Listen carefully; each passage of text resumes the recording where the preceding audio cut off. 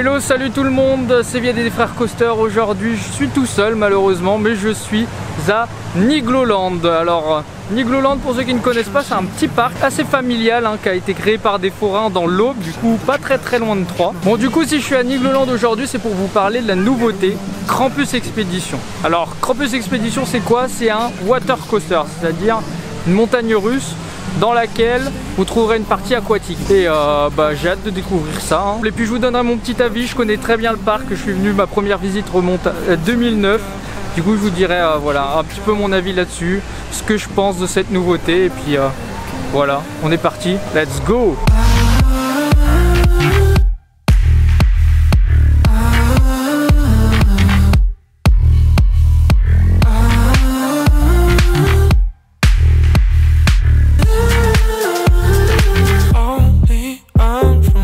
Bon, du coup je viens d'arriver sur le land et à première vue franchement plutôt agréablement surpris, c'est vachement bien intégré. J'avais peur de la taille de ce truc là. Sur les photos de la construction, je trouvais ça un peu minable, mais finalement franchement je trouve que ça va hyper bien. Je suis désolé pour le son si vous m'entendez pas très bien, il y a beaucoup de bruit, mais du coup je continue. L'attraction a l'air de plaire aussi, je ne dis pas ça, mais regardez tout ça, c'est la file d'attente. Aujourd'hui c'est un jour de très grande affluence, il y a beaucoup de monde, 12 000 personnes environ, ce qui est vraiment énorme pour le parc. 110 minutes pour Krampus, on voit qu'il plaît, on voit qu'il intéresse. Et du coup, je vais prendre mon courage de main. 110 minutes, on est parti, on va tester ça, let's go.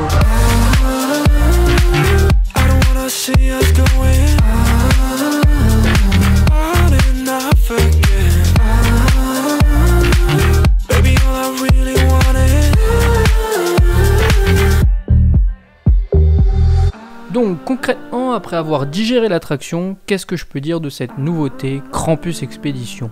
Tout d'abord, j'étais agréablement surpris par la qualité de la réalisation de cette nouveauté.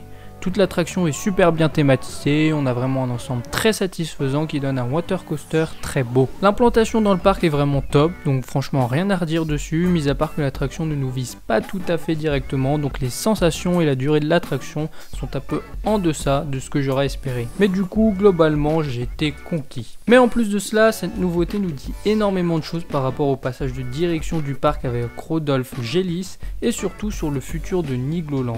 Perso, je connais le parc depuis tout petit, j'y suis allé de nombreuses fois et j'ai vu le parc évoluer en grandissant.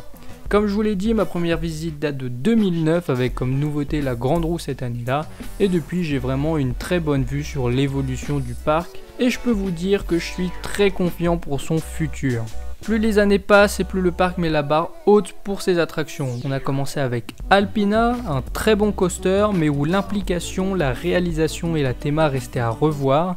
Puis le parc a appris de ses erreurs, ils nous ont sorti les Tours de Chute, Noisette Express, puis Krampus, qui ont relevé la barre d'année en année niveau théma histoire. En plus, cela fait plusieurs années que je reprochais au parc le manque d'attractions aquatiques.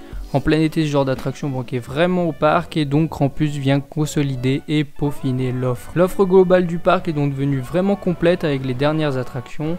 Il ne manque plus rien, tout est là pour passer une excellente journée. Du coup, qu'est-ce qu'on peut imaginer pour le futur de Nigloland? À mon avis, vu comment c'est parti, Nigloland risque de devenir dans les années à venir un must à faire en France. Déjà que le parc est très complet, très agréable à visiter, très beau aussi, et avec l'amélioration énorme de leurs nouveautés, je ne vois que du bien pour le parc. Le seul truc que j'ai à reprocher, c'est que nous, en recherche perpétuelle de sensations, on reste sur notre faim après une visite du parc, et c'est là, à mon avis, qu'il va falloir agir dans les prochaines années. Un bon coaster pour accompagner Alpina, avec le niveau de réalisation du Krampus, pourrait donner vraiment quelque chose d'incroyable. Je cite juste comme ça, mais personnellement, un STC Vekoma comme Al Supercop ou un petit wooden genre Timber pourrait vraiment faire le taf. On est sur des coasters pas trop gros, qui restent dans la vision du parc tout de même, mais qui pourraient amener les sensations qui lui manquent. Bref, une très bonne nouveauté et beaucoup d'espoir, Nigloland a de beaux jours devant lui. Bon, par contre c'est bien beau tout ça, mais il faut quand même que je vous parle vite fait de ma journée et vous faire un des rares coups de gueule de la chaîne. J'ai tellement visité le parc que je tiens plus le compte et à chaque fois j'ai passé une très bonne journée. Mais ce jour-là, le 18 juillet, j'ai vraiment été déçu.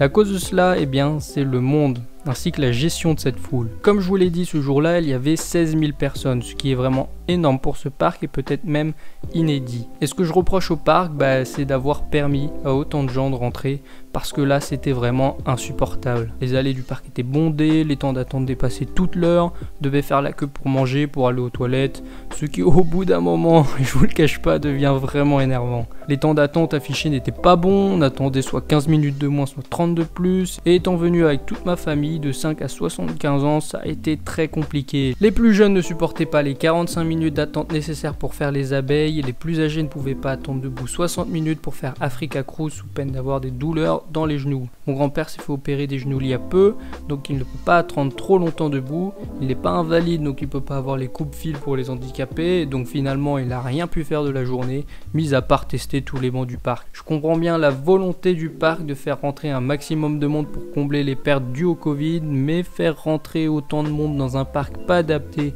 au point d'impacter considérablement l'expérience visiteur est pour moi une erreur. Et ce n'est pas tout, j'ai testé pour la première fois la nourriture du parc et je peux vous dire que 12 € pour une saucisse knacky et des frites, c'est extrêmement cher. Donc voilà un peu le goût amer que m'a laissé cette journée, mais bon, je le répète encore, ce n'est vraiment qu'une exception, sinon le parc en soi est vraiment super. Il faudra juste revoir la gestion des journées à forte affluence ainsi que l'offre des restaurants.